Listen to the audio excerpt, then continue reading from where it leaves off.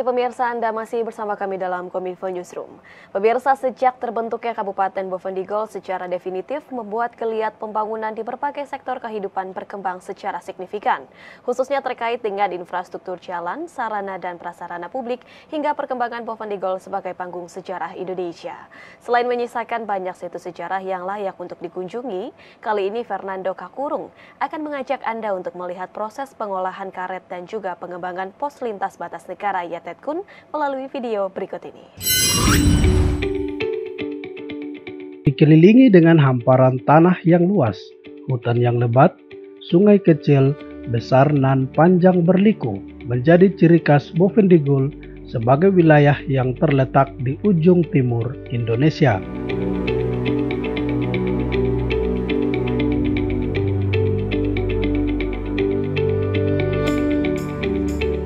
Di era reformasi Indonesia, Bovendigul terbentuk berdasarkan Undang-Undang Nomor 26 Tahun 2022 sebagai kabupaten baru yang selanjutnya diikuti dengan pembentukan kabupaten lainnya seperti Mapi dan Kabupaten Asmat, di mana ketiganya merupakan pemekaran dari Kabupaten Merauke. Sejak terbentuknya Kabupaten Bovendigul secara definitif, membuat geliat pembangunan di berbagai sektor kehidupan berkembang secara signifikan, khususnya terkait dengan infrastruktur jalan, sarana dan prasarana publik, dan lainnya.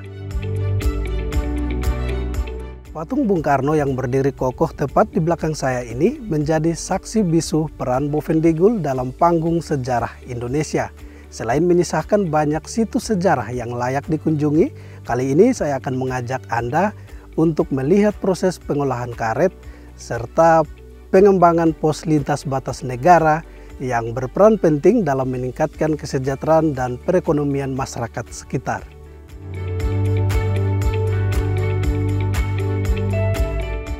Nama Bovendigul yang berarti Digul bagian atas atau hulu dibangun pada tahun 1927 sebagai tempat pembuangan dalam negeri atau interniran camp bagi tokoh-tokoh Bumi Putra yang dianggap berbahaya bagi pemerintah Hindia Belanda. Dibuat secara bertahap dan letaknya jauh dari peradaban manusia kala itu, membuat para tawanan sulit untuk melarikan diri dari penjara alam ini. Muhammad Hatta dan Sultan Syahrir menjadi dua dari banyaknya tokoh proklamator yang pernah dibuang dan diasingkan di penjara tua yang terletak di distrik Mandobo, Kabupaten Bovendigul.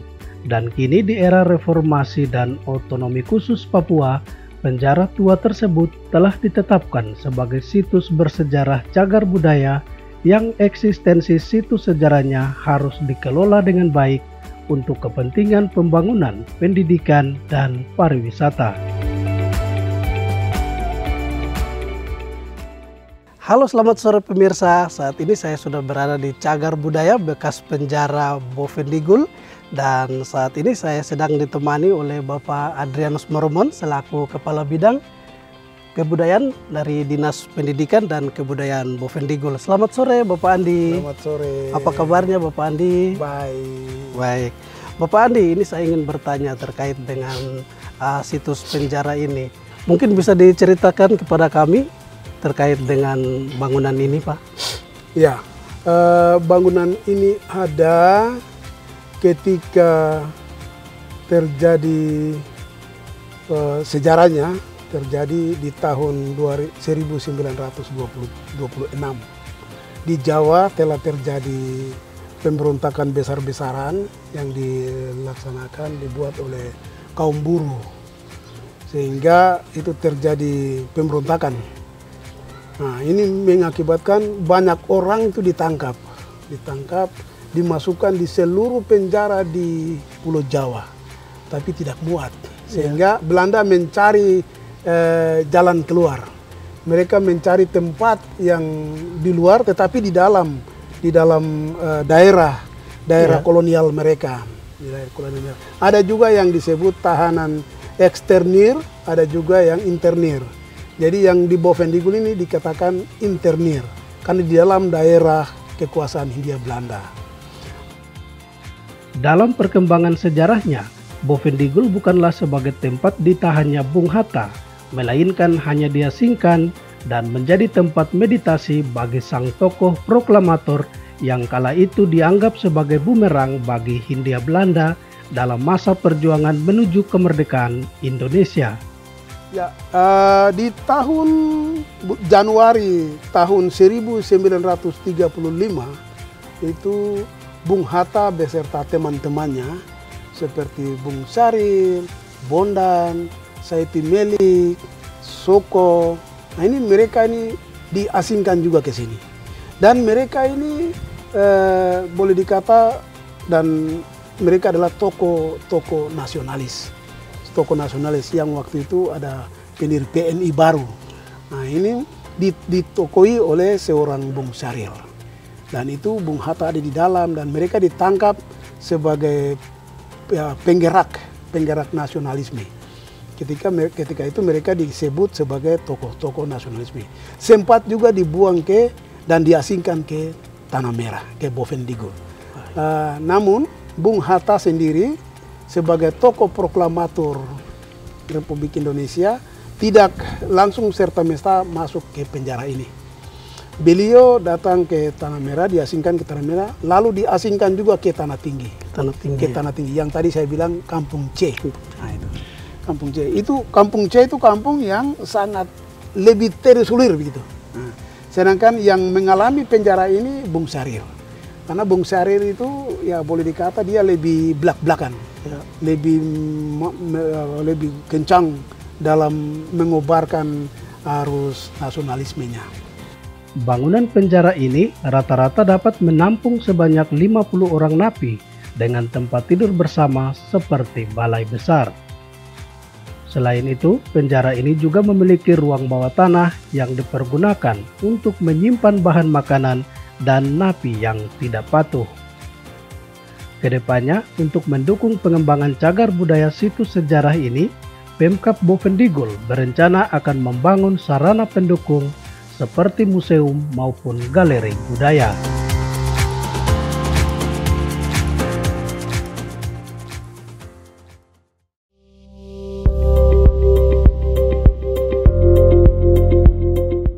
Selain terkenal sebagai tempat pengasingan bagi para tokoh proklamator, keberadaan Bovendigul yang terletak di ujung timur Indonesia ini merupakan daerah perbatasan terpanjang di tanah Papua.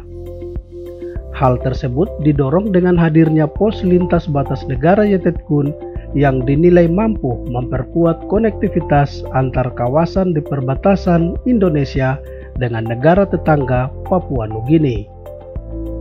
Untuk memudahkan fungsi kepabean dan menghindari adanya transaksi ilegal, perlunya peran imigrasi dalam memberikan pelayanan guna mendorong kepatuhan para pelintas terhadap peraturan yang berlaku. Salah satunya dengan mengeluarkan kartu identitas lintas batas bagi warga yang akan melakukan perjalanan Indonesia Papua Nugini ataupun sebaliknya.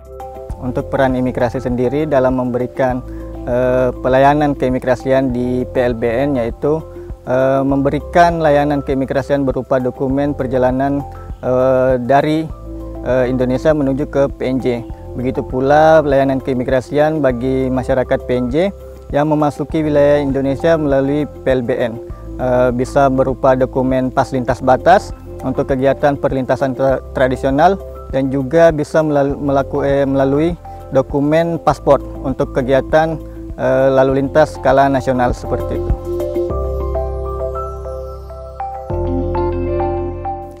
Imigrasi telah melakukan kegiatan sosialisasi kepada masyarakat warga negara Indonesia terkhusus di Kampung Yetetkun mengenai bagaimana perubahan skema perlintasan dari perlintasan tradisional ke perlintasan yang skalanya nasional yaitu PLBN. Selain itu, imigrasi sendiri juga melakukan sosialisasi kepada masyarakat Papua Nugini bila mana nanti PLBN telah diresmikan, maka diwajibkan untuk membawa dokumen saat melakukan perlintasan di PLBN Yetetkun seperti itu. Meskipun belum diresmikan langsung oleh Presiden Joko Widodo, keberadaan PLBN Yetetkun Distrik Ninati ini nyatanya mampu memberikan manfaat bagi masyarakat sekitar, terutama dalam meningkatkan taraf perekonomiannya melalui pasar kaget untuk melakukan transaksi jual beli hasil tani menggunakan dua mata uang, yakni rupiah dan kina. Belum adanya PLBN ini masyarakat sangat susah untuk masalah transportasi dan bahan-bahan makanan yang dikirim kini. Dengan adanya PLBN, masyarakat mempermudah masyarakat untuk menjangkau tanah merah dan ekonominya semakin baik. Dengan adanya PLBN bisa memfasilitasi soal pelintas batas supaya bisa menertibkan orang-orang yang melintas dan ada hal-hal yang tidak diinginkan, masalah pengedaran ganja dan sebagainya. Mereka berharap dengan adanya PLBN bisa meningkatkan perekonomian mereka. Yang diharapkan supaya ada mungkin pasar, perumahan, sekolah, dan jalan-jalan semakin bagus.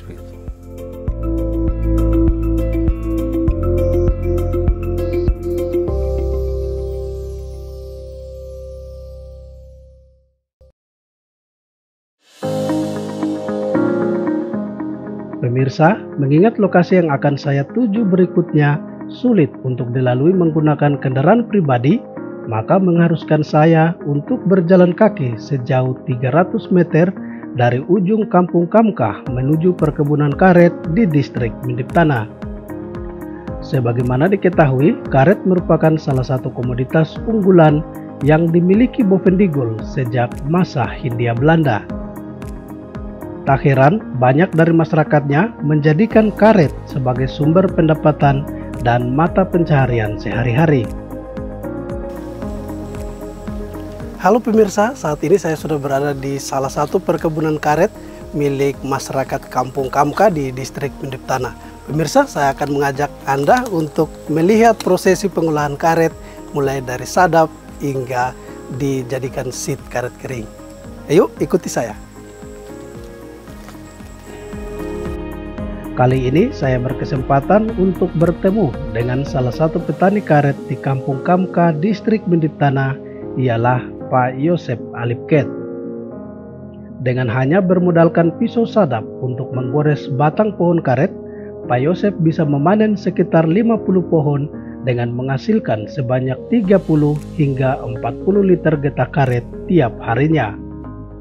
Adapun estimasi waktu yang dibutuhkan Pak Yosep untuk menyadap satu pohon karet, ia hanya membutuhkan sekitar 15 hingga 30 menit saja sampai getahnya turun ke mangkok penada yang pada akhirnya bisa diangkat untuk dilanjutkan ke proses berikutnya.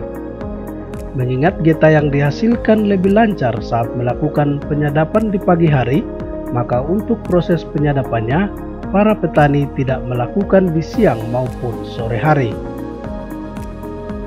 Setelah proses penyadapan selesai dan getah karet sudah siap diangkat, kemudian getah tersebut dibekukan dengan cairan air dan asam semut. Dengan membutuhkan waktu tunggu sekitar 1 hingga 2 jam saja, getah karet yang sudah dibekukan bisa diangkat dan digiling sampai tipis dan mengeluarkan air. Sehingga ketika dijemur dan siap diasapi dalam rumah pengasapan nantinya, getah karet yang sudah dibekukan tersebut tidak lagi merembes dan menjadi karet kering yang siap untuk dijual.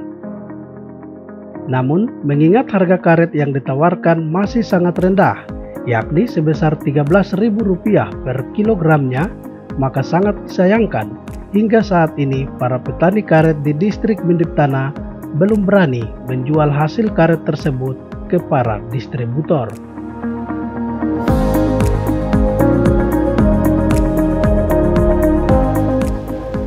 Itulah Bovendigul dengan potensi budaya dan kekayaan alamnya, dikelilingi hamparan tanah yang luas, bak surga kecil dari langit, hutan yang lebat, sungai yang mengalir deras, bumi yang mempesona, memberikan harapan bagi mereka yang tinggal di ujung timur negeri. Mari kita jaga tanah Papua, karena tanah Papua adalah tanah para leluhur. Dan terimalah salam persaudaraan kami, Nup Bagen, Gup Bagenep, Nup Bagenep, Nup Bagen. Saya ada karena kamu ada karena saya ada. Saya Fernando Kakurung, sampai jumpa.